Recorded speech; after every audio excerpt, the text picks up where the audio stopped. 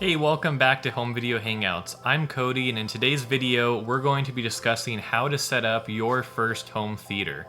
In this video, I'm not going to be giving any specific product recommendations necessarily, but just going to give you some tips on how to get started and thinking about how you can set up a home theater that you would be happy with based on your personal priorities. So let's not waste any time, let's get started. Alright, so the first step I would recommend is to set a budget for your home theater. My recommendation here would be to start with around $1,000 at least, but many people have even created home theaters for as low as $500. But just keep in mind you have to consider a lot of different aspects like TV, sound system, furniture, game consoles potentially, Blu-ray players, everything like that, maybe a projector. So depending on what kind of system you're setting up, that'll help you determine your budget, and I'll give you some tips on setting the budget and saving some money here too. So once you've created your budget, you'll want to determine the space that you're going to use for your home theater and how much space you have for everything. So some things to think about here for one would be looking at a setup where you want to look at where light is coming into your house, like through windows and things like that. Usually the less light coming into a home theater, the better, to prevent any washing out of colors on your TV.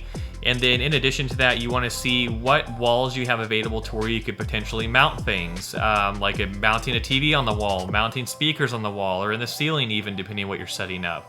So consider all those things. Think about where you could put furniture. If you're not going to mount a TV on the wall, are you going to use a home entertainment center to put it on? And then think about, like, if you're renting or something, are you allowed to drill into the walls for something like speakers or mounting a TV? So these are all things to consider before you get started with buying things. All right, then you want to come up with your own personal priorities in terms of what you want to prioritize in spending your money on. So here I would consider things like what size TV you want to have. Is a larger screen size more important to you, or is a higher picture quality and modern features more important to you?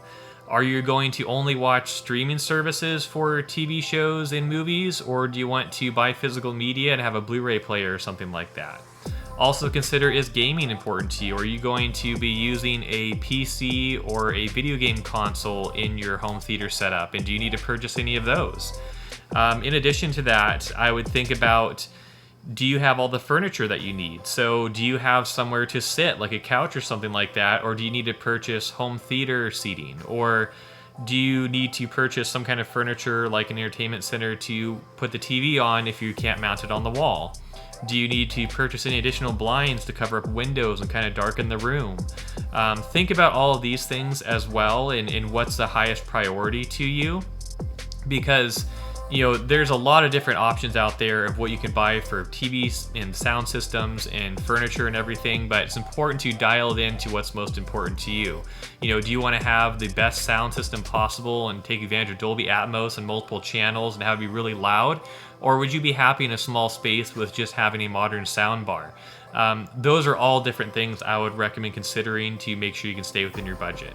All right, and then now the next step would be to decide on what equipment you're going to buy that fits within your budget. So I would always recommend starting with the TV. This is going to be the center of your whole home theater system, and the TV is what you're going to have the most focus on. So with the TV, for one, you want to decide what size TV is right for you and what you're going to get, but also you want to think about how you're going to be using this TV. For example, if you're planning on doing any kind of gaming with the modern consoles or a PC, you're likely going to want to look for a TV that has a 120 Hz refresh rate and HDMI 2.1 support. These are kind of the latest standards for TVs in terms of gaming, and as gaming advances, these are going to be important things to have. Also, if you're planning on watching 4K content, you want to look for features like Dolby Vision or HDR10 support, because if you're going to have a 4K Blu-ray player, or if you're going to watch streaming services that have those features, you're going to want to have those features built into the TV to have it looking as good as possible. Now, of course, maybe you're just planning on watching movies and 4K and the highest quality is not important to you. If you mainly watch regular Blu-rays, this is not going to matter as much, and you can likely get a very good deal on a large TV if you care more about just the size of the TV. But if you care about having everything in the highest format and highest quality, those are things to look out for sure. Also, you want to decide on what type of TV display technology makes sense for you. I personally like OLED TVs, but there are, Samsung's QLED TVs out there, different types of LED TVs. There's features like quantum dot, and there's all kinds of different technology in TVs these days, mini LEDs. So keep in mind that these different types of TVs have different benefits in terms of brightness and contrast, and depending on what you're doing, you'll want to look at what technology is right for you in your setup. Just to give you an example here, I know with my OLED TV, there's great levels of contrast with an OLED TV, but these are more likely to have burn-in over time and last less amount of time before needing to be upgraded, as well as these TVs won't get as bright as some of the other formats. So just look at your setup and what makes the most sense for you and kind of go from there with deciding on what TV technology is right for you. Okay, so now to go into a little bit more detail once you've decided what equipment you're buying to make sure everything works properly and is set up the way you want it to be. For one, if you're using any kind of Blu-ray player or video game console or PC, you're going to want to make sure that you have modern high-speed HDMI cables. This is an extremely important detail that many people overlook. So for one, you want, of course, like I said, the TV to support HDMI 2.1 because video game consoles and Blu-ray players and stuff will support that. But you want to make sure that the cable you buy is a high-speed cable that supports 4K and that it says on it that it is certified. That's a really important step. If a cable doesn't say that it's certified, you can't believe any of the claims it makes about speed or resolution or anything like that. One brand I personally have had good luck with that you can look up online through somewhere like Amazon is ZestKit. They have a variety of cables you can look at that are certified, but that's the important thing is that you look for cables that say certified on them. All right, now we want to talk about choosing the sound system equipment that you want. So the first decision I'd say you want to make here is one, how loud do you want this sound system to be? Are you in a situation where maybe you're in a small apartment or living with other people to where you can't have the volume up super loud? In that situation, you may even be able to get away with just using something like wireless headphones and listening to your content that way to where you don't disturb other people. Step up from that would be maybe you can consider a sound bar where you don't have the volume turned way up, but you can still appreciate audio more than you would with just built-in TV speakers, which usually don't sound very good at all. But if you wanted to have a full surround sound system, then you're going to have a lot more options, and it's going to get more expensive in terms of needing to get an audio-video receiver. So if, for example, you want to watch things in the highest quality format with 4K and Dolby Vision and Dolby Atmos and things like that, I don't think you're going to notice much of a difference with Dolby Atmos when you have a soundbar, even if it says that soundbar has Dolby Atmos built in or the capability to take advantage of that. Because really, to take advantage of Dolby Atmos and really have that true atmospheric sound system experience with surround sound, you need to have height channels and speakers above you, or at least speakers that are firing upward and bouncing off the ceiling to really notice a difference there.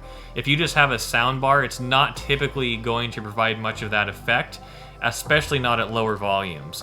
So keep in mind your space and your budget when determining what sound system is right for you, but I would say only go for a full surround sound system if you're ready to invest in Atmos to future-proof yourself, and also if you're okay with loud volumes and that works for your setup.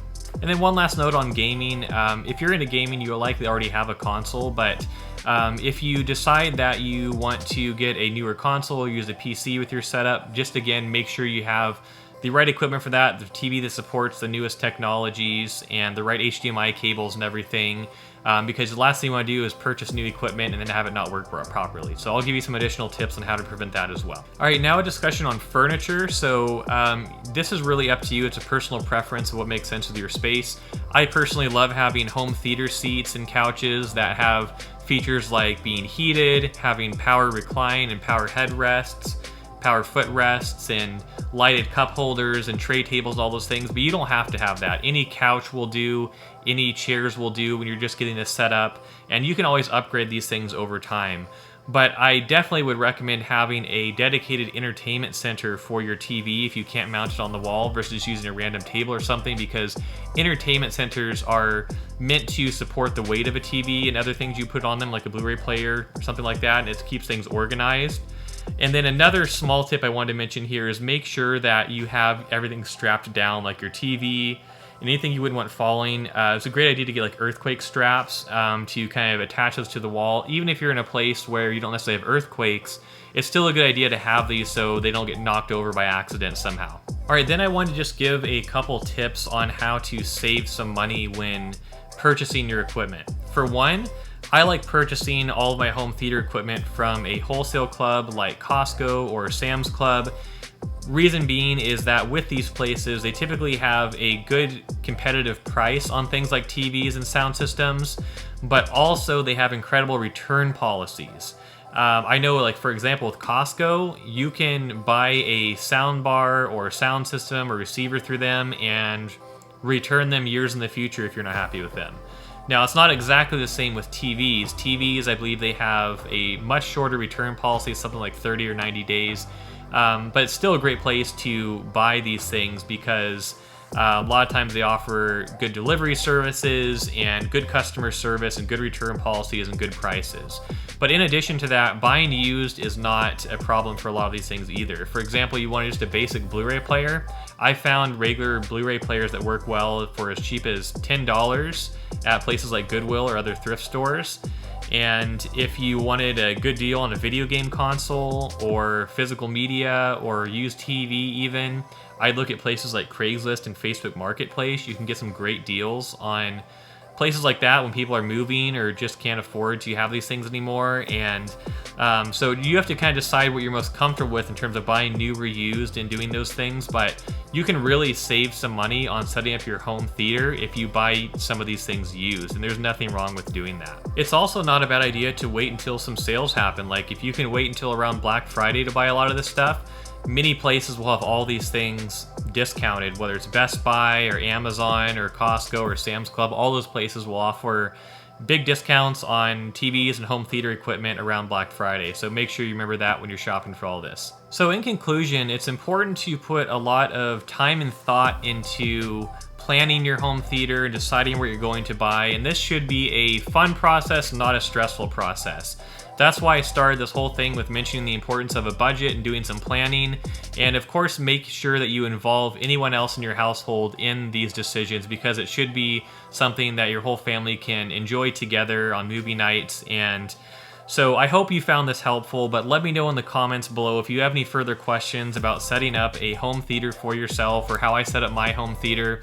I'll also be linking above my video where I have a walkthrough of my own home theater where I go over everything I have in mind and some details about where I got it. But also make sure you hit the like button down below and subscribe button to see more videos about how to set up a home theater and physical media collecting tips and movie reviews. And I'll see you in the next video. Thanks for watching.